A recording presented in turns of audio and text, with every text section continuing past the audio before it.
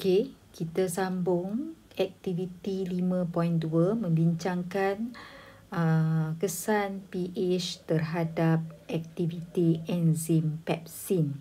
Okey, untuk kesan pH biasanya kita gunakan enzim pepsin. Okey. Sebelum ini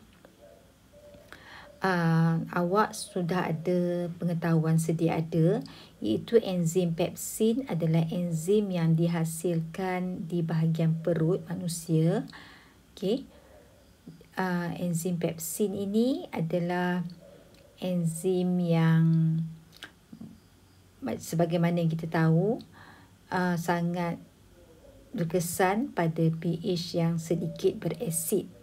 Ya, sebab dalam perut kita ada ada pengeluaran asid hidroklorik oleh jus, oleh kelenjar gaster. Okey. Okey, kita tengok pernyataan masalah. Yang tadi tu adalah pengetahuan sedia ada kita. Okey. Okey, yang pertama, kita tengok pernyataan masalah. Okey, saya highlightkan di sini pernyataan masalah. Pernyataan masalah. Apakah pH optimum bagi tindak balas enzim pepsin?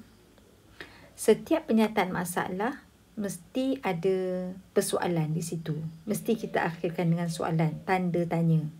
Apakah pH optimum bagi tindak balas enzim pepsin? Sebab kita nak kaji enzim pepsin kan. So, hipotesis ramalan awal kita mengatakan pH 2 adalah pH yang paling optimum bagi tindak balas enzim pepsin. Ini hipotesis. Hipotesis ini adalah ramalan sebelum kita melakukan eksperimen. Okey. Pemulih ubah. Pemulih ubah di sini cikgu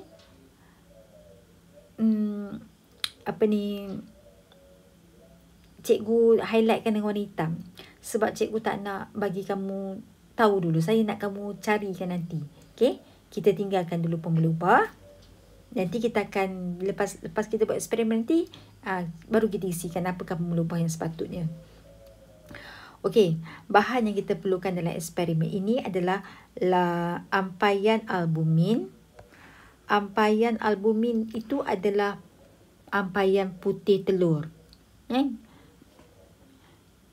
Ampaian albumin ini bertindak sebagai substrat dan pepsin adalah sebagai enzim.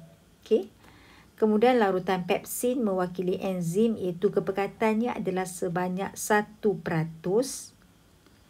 Asid hidroklorik 0.1 molar kepekatannya. Larutan natrium hidroksida juga 0.1 molar. Okey, kita gunakan kukus air. Apakah kukus air? Nanti saya akan terangkan. Kukus air bersuhu 37 darjah Celsius, kertas pH dan air suling. Semua ini adalah bahan. Okey. Sementara radas pula adalah kita gunakan beaker, penipis, termometer, tabung uji, picagari 5 ml tanpa jarum, tak perlukan jarum, jam randik, penunu Bunsen, tungku kaki 3, kasa dawai, termometer dan rak tabung uji.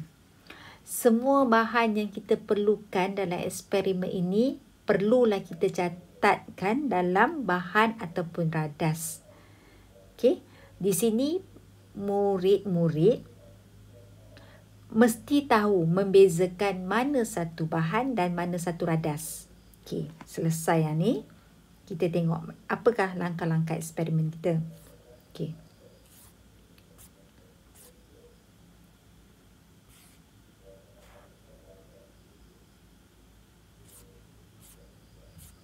Okey. Saya, kalau kita tengok prosedur 1 sampailah prosedur yang ke-7 tadi, Cikgu dah ringkaskan dalam bentuk gambar supaya awak lebih senang dan jelas. Okey, contohnya saya dah buat macam ni. Okey. Okey, step yang pertama, kita sediakan 3 tabung uji yang kita labelkan P, Q dan R. P, Q dan R kita labelkan.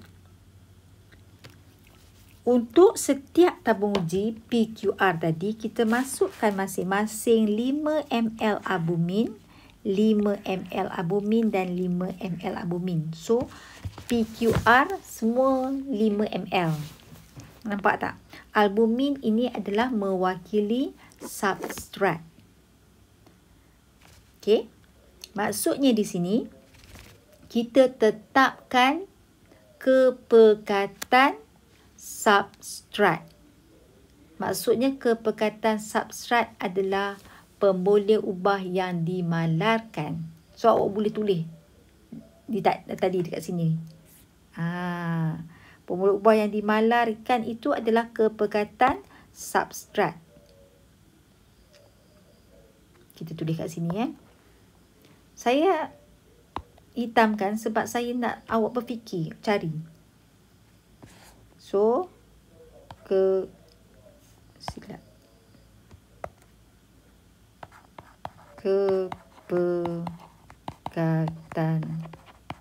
substrat. Jadi kita dah tahu. Okay. Itulah pemboleh ubah yang dimalarkan. Kemudian, lepas kita tambahkan 5 ml albumin pada PQR, kita tambahkan pula, apa dia tengok kat sini, kita tambahkan apa? Untuk P, kita tambahkan 1 ml asid hidroklorik yang berkepekatan 0.1 molar. 1 ml saja. Okey, 1 ml asid hidroklorik yang berkepekatan 0.1 molar. Benda ni semua awak kena catatkan. Berapa mil, berapa kepekatan dia. Ya, apabila anda diminta membuat laporan eksperimen. Untuk Q, 1 mil air suling. Nampak tak? Dia tak letakkan asid hidroklorik, tapi dia letakkan air suling. Kenapa dia letakkan air suling? Ada sebab itu. Dan untuk R, 1 ml larutan natrium hidroksida yang berkepekatan 0.1 molar. Okey, yang ini adalah apa? Ini adalah pemboleh ubah apa ni, nampak kat sini. Ini adalah pemboleh ubah dimanipulasi, betul tak? Tak sama kan? Tak sama. Okey, yang seterusnya kita tambahkan 1 ml larutan pepsin 1%. Yang ni pun 1 ml larutan pepsin 1%. Dan 1 ml larutan pepsin 1%. Ini adalah sama kan? 1 ml, 1 ml, 1 ml. Ini adalah pemboleh ubah yang dimalarkan. Selain daripada kepekatan substrat tadi, kita juga boleh malarkan kepekatan enzim. 2 dah. Kepekatan substrat dan satu lagi adalah kepekatan enzim.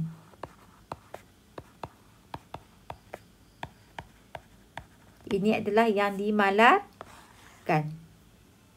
Maksudnya ditetapkan. Ya, ditetapkan. Kemudian, lepas kita dah isikan tu, step nombor 2, kita celupkan kertas pH pada setiap tabung uji tadi. Okey, apabila kertas pH sudah berubah warna, kita tengokkan kertas pH tu pada penunjuk dia. Warna apa? Okey. Lepas kita buat eksperimen ni, kita tahu P adalah pada pH berasid. Q adalah dalam pH neutral. Dan R adalah dalam keadaan pH beralkali. Macam mana kita tahu? Sebab kita ambil kertas penunjuk tadi, lepas kita celupkan dalam PQ dan R tadi, kertas pH tadi kita letakkan pada penunjuk yang ada di sampul pada kertas pH tu, dia akan tunjukkan kita warna ni sepatutnya pH apa. Okey, warna yang macam ni pH apa. So kita tahu dia pH apa. So bila lepas kita buat ni, kita tahulah, kita bolehlah sahkan sekarang ni yang ini adalah pH apa? Acid. Yang ni adalah neutral. Ini adalah alkali. Alkali. Okey. Kenapa P menjadi berasid? Sebab kita masukkan asid hidroklorik. Kenapa Q tu adalah neutral? Sebab kita masukkan air suling. Dan kenapa R tu beralkali? Sebab kita masukkan natrium hidroksida. So, dia jadi beralkali. So, apakah pemula ubah yang dimanipulasi di sini? pH larutan. Ataupun pH medium. Boleh. Okey? Jadi, kita tahu kan? Kita daripada eksperimen ni kita boleh tentukan yang mana pemula ubah dimanipulasi, yang mana dimalarkan, yang manakah yang bergerak balas. Okay, yang bergerak balas kita tak tahu lagi. Pemula ubah yang bergerak balas, apa yang kita nak cari di akhir eksperimen, dan nanti kita akan tahu. Kemudian step nombor 3. P, Q dan R kita masukkan dalam radas yang macam ni.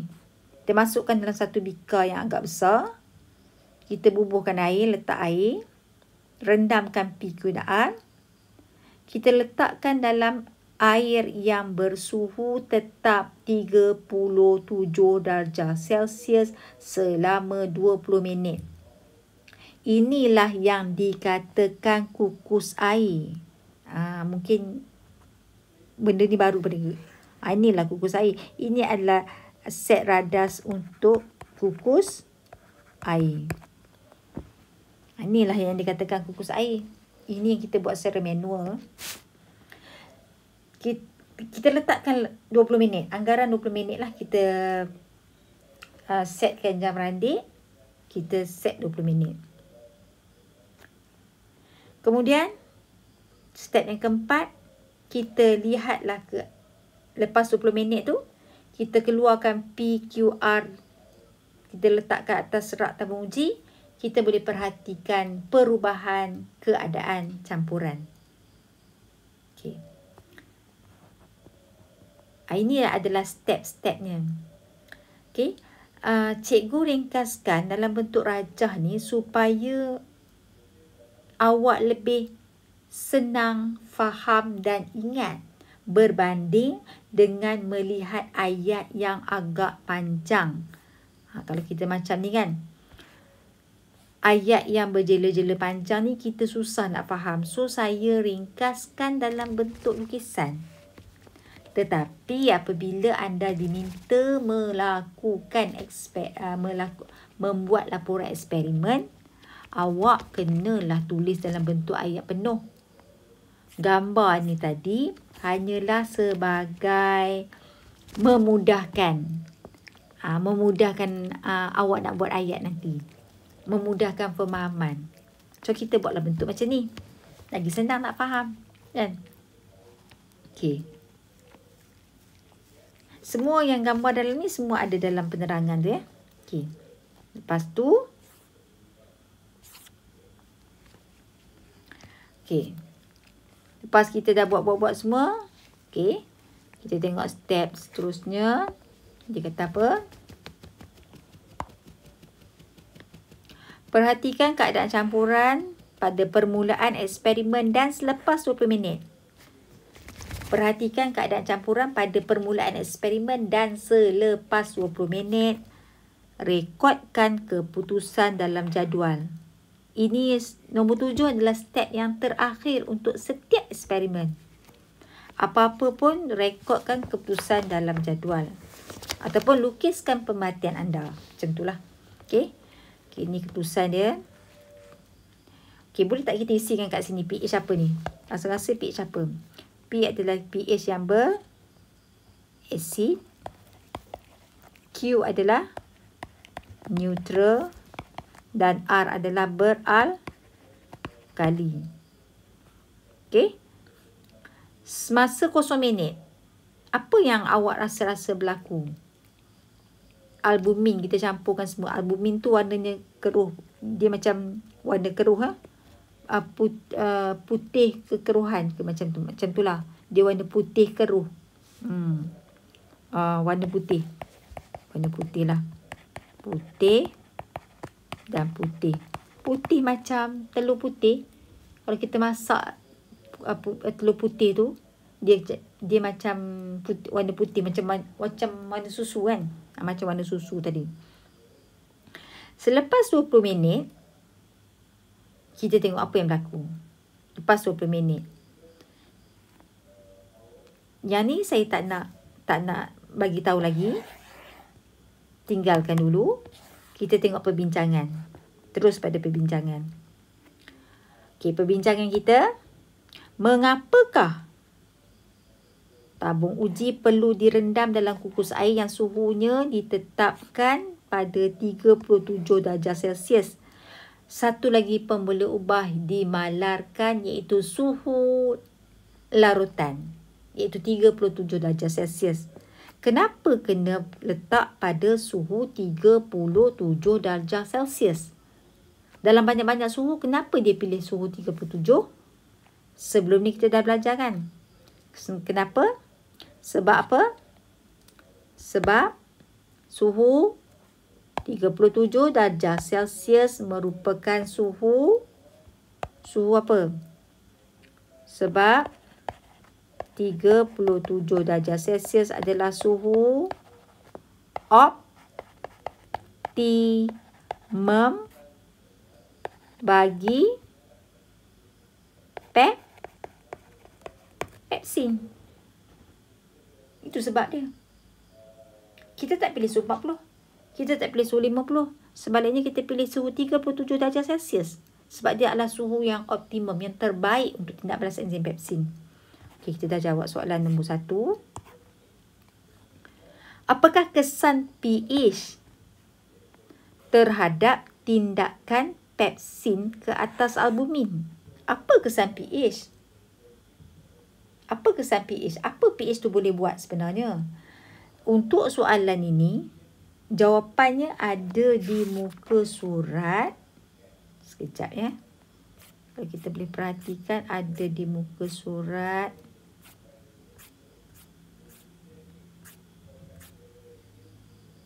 Ya. Muka surat 91. 91. Okey. Apakah kesan, balik kepada soalan tadi, apakah kesan pH terhadap tindakan pepsin ke atas albumin? Okey, ni jawapannya. Jawapannya ada kat sini. Perubahan nilai kesan dia sebab aku tulis tu sebab perubahan nilai pH boleh mengubah cas tapak aktif enzim dan permukaan substrat. Okey. Perubahan nilai pH boleh mengubah cas tapak aktif enzim dan permukaan substrat. Ini adalah kesan pH. Kalau pH tu tak sesuai, okey, maka pH tadi akan mengubah cas pada tapak aktif dan juga permukaan substrat, yang seterusnya menyebabkan kompleks enzim substrat tak dapat terbentuk. Ini jawapan dia. Okey. Seterusnya kita tengok soalan nombor 3.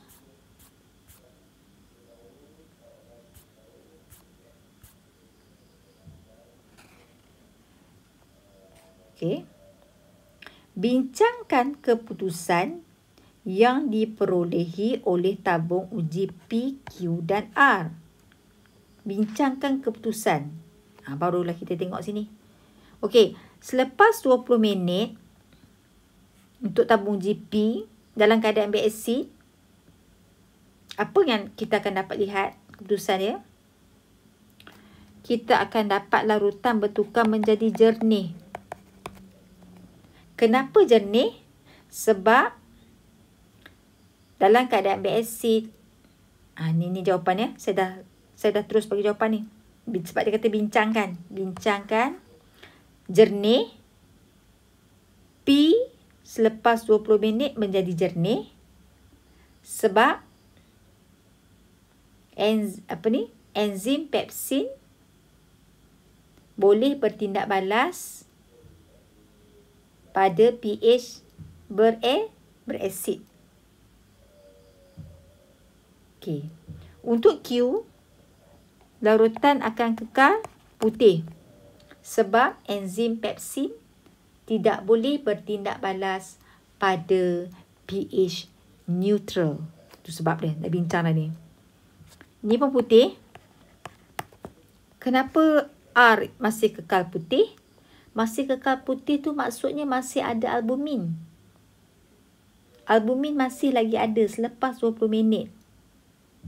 Walaupun suhu 37 darjah Celsius. Kenapa? Sebab pH tak sesuai. Jadi albumin masih ada. Albumin tak dapat dicernakan oleh enzim pepsin. Pepsin tak boleh melakukan tindak balas pada substrat albumin. Sebab pH tak sesuai. Walaupun suhu 37 darjah Celsius. Okey. Sebab pH, sebab enzim pepsin tidak dapat bertindak balas pada pH yang beralkali. Yang P tadi tu kenapa jernih? Jernih sebab semua albumin telah pun dicernakan. Okey, menjadi apa? Menjadi bentuk yang lebih ringkas. Bukan lagi albumin. Sebaliknya dia menjadi apa? Kalau kita tengok balik masa kita belajar menengah rendah dulu. Okey. Jadi apa? Mungkin jadi jadi produk yang lebih ringkas daripada albumin. Mungkin dia jadi polipeptida ataupun dipeptida. Okey. Okey, itu adalah kesan pH kepada tindak balas enzim. Okey. Apabila awak dah faham semua ni, jadi tugas awak sekarang, saya nak awak salin aktiviti 5.2, salin penyataan masalah sampailah perbincangan dan seterusnya keputusan. Adakah hipotesis tersebut diterima? Ya. Cadangkan satu kesimpulan yang sesuai. Awak salin semula hipotesis. Ini adalah untuk kesimpulan. So, awak potong keputusan ni, gantikan dengan kesimpulan. Adakah hipotesis tersebut diterima? Ya. Kemudian salin balik. Ya? Salin balik hipotesis tadi, tulis kat sini semula. Jadi, saya nak awak sediakan laporan lengkap untuk aktiviti 5.2 bersama dengan keputusan yang telah saya beri di sini. Okey? Itu saja untuk